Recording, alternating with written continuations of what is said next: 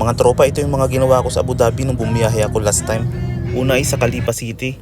Ang problema nito ay hindi nagkakarga ng tubig.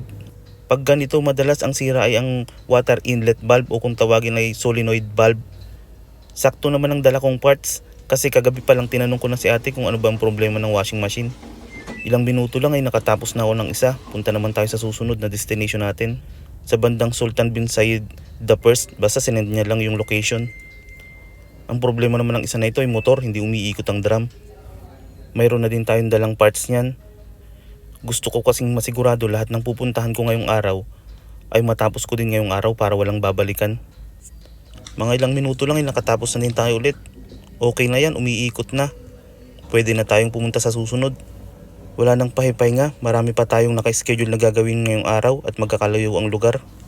Ang susunod na destination naman natin ay ang ito, Said bin Ahmed. Basta ito na yun, sinend na niya lang location.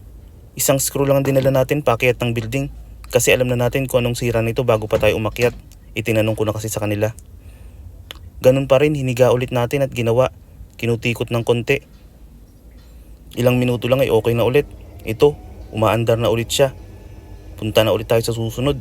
Mahaba pang biyahe natin.